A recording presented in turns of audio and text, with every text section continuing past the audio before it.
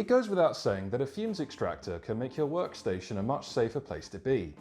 So in this video, I'll take you through how I put together this solder fumes extractor with an old desk lamp, a computer fan, a HEPA grade filter, and a smidge of improvisation. So if you want to find out more, stick around and stay tuned. I got started on making the main unit holding the filter and fan, and here I cut out a piece of 5mm plywood. I then lowered the blade on my table saw, and with the same piece I made a couple of passes in order to create a groove that was 5mm wide and ran across the length. It's a feature which will come in handy later on in the build. After that, I took the piece to my miter saw where I executed a few cuts and made the 4 panels for the main unit. Marvellous! There were still a few more pieces that I needed to cut out. I used the square piece to make a frame for the filter and the smaller section to make some supports for the fan. Making the supports for the fan was an easy job when using a vise and a coping saw, but making the frame for the filter was a little more complex. I made a paper template which showed the dimensions I was after and sprayed some contact adhesive on the other side to temporarily attach it to the piece in question. With that in place, I drilled a hole in each corner and made them wider with a 12mm drill bit for the next step. Unfortunately, these weren't very neat despite my efforts, and I wasn't too pleased with the results here. Happily, however, that wasn't much of a problem, so in combination with the paper template and the holes, I used a jigsaw to cut out the inside of the frame. What was left of the paper template could then be peeled off the frame in a somewhat unsatisfying fashion.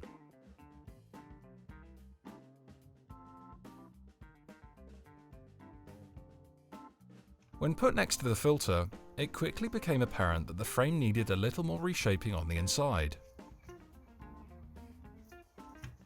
And so, with the help of some 40 grit sandpaper, I went round and reshaped the inside edges of the frame, which made for a much better fit.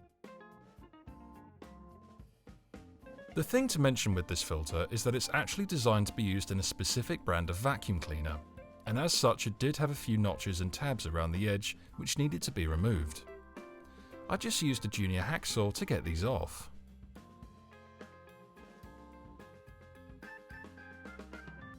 Now coming back to the panels for the main unit, I decided to use an aluminium angle to join them together. With aluminium being a fairly soft, non-ferrous metal that's easy to work with, I was able to use the miter saw to cut it into 4 equal lengths. I then decided to sand the inside of the aluminium angles, which would, in theory, create a better surface for adhesion. So to start putting the main unit together, I got 2 of the panels, an angle, some Gorilla Glue, and a pencil. I marked out the area where the adhesive would be applied and got down to business.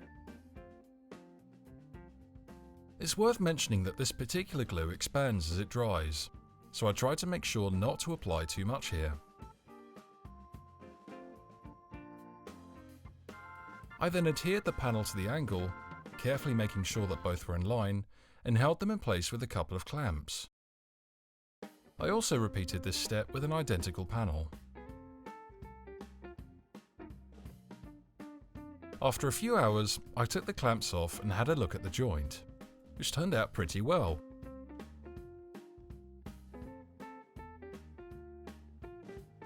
I repeated the process for the shorter panels of the main unit, making sure that the grooves on the panels were in line with each other. At some points in this process, I did have problems with some excess glue squeezing out, which I removed with the careful application of a flathead screwdriver. With that done, the assembly of the main unit was now complete.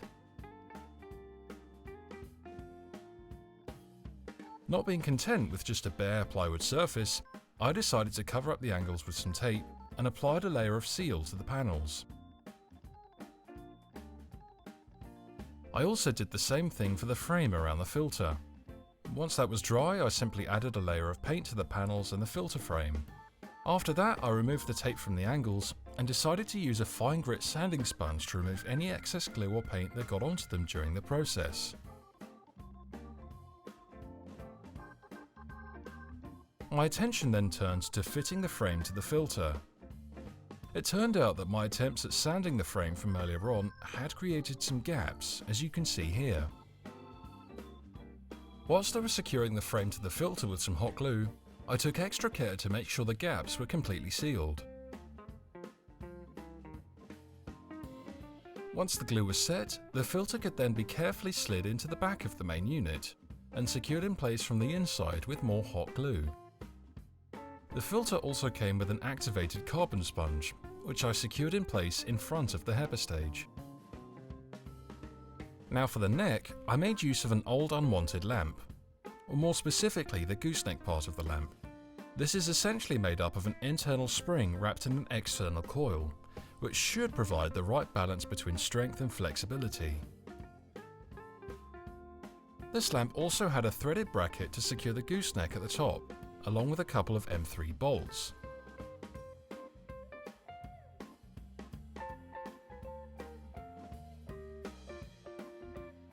I measured and marked out the holes which the bolts would need to go through and drilled them accordingly.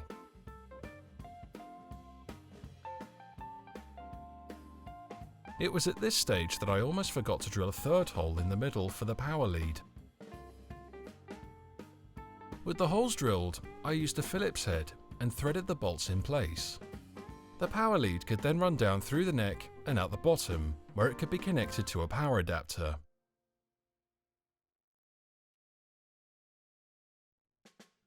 To secure the fan inside, I made use of the squares I cut out earlier, applied some wood glue to two of the edges, and stuck them in the corners using the groove. I placed a small blob of adhesive on each square and carefully lowered the fan in place. And to fill in the gaps around the edge of the fan, I used a silicone sealant. And to make the base, I assembled a few scraps of 18mm MDF, which I sealed and then painted with a few layers. The neck and the power lead could then be threaded through the hole in the top. To secure the neck, I simply threaded a nut on the bottom of the neck underneath the base.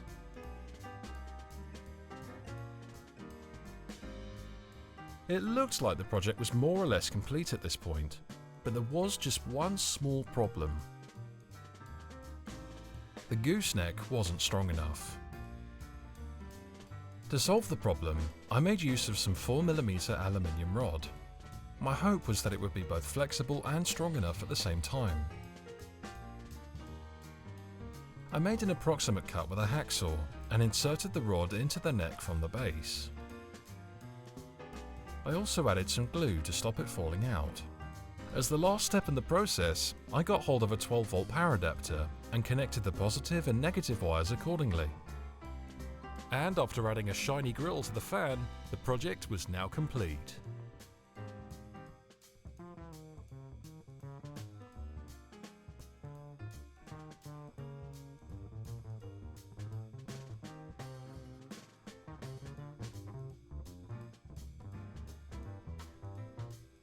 So there we are, a DIY fumes extractor.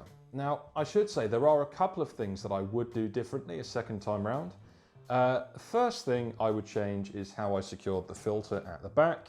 On this occasion, I used hot glue to seal it in, which is great for making sure there are no air gaps, but when it comes to replacing the filter at a later stage, it does make things quite tricky. The second thing I would change is probably the measurement of this sort of box unit here, or more specifically the depth. So this does put a fair bit of distance between the fan and the filter, and it does make it quite heavy, which is what caused the issue with the gooseneck earlier on in the video. Overall though, I'd say it does a really good job and should make for a great addition to any workstation. If you're interested in following along, I have included a link in the video description below which contains details of measurements, the materials I used, etc, etc, etc. Like I say, there are a couple of things I would tweak about this design, so by all means feel free to make a few tweaks of your own. So that's it for this video. Thank you very much for watching, and I hope to see you again in the next one. Until then, Ciao ciao for now.